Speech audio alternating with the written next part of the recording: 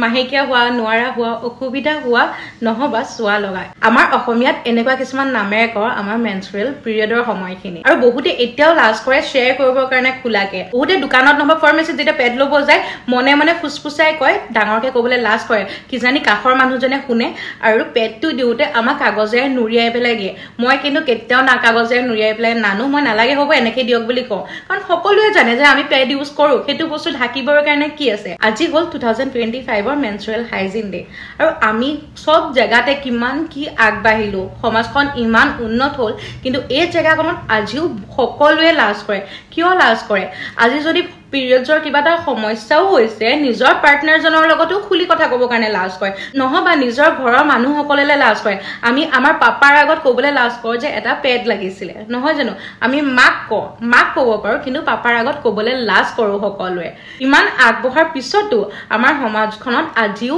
সেই দিনবোৰ দেখিবলৈ পোৱা গৈছে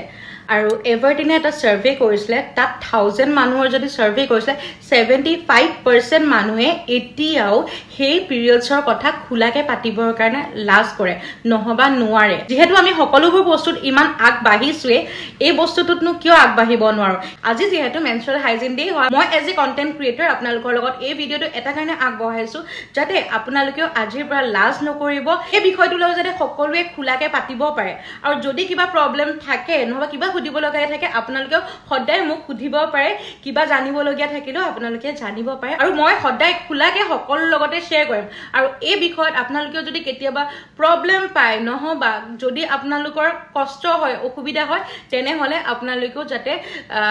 সেকেন্ড পাৰসনটো খুলাকে ক'ব পাৰে যে মোৰ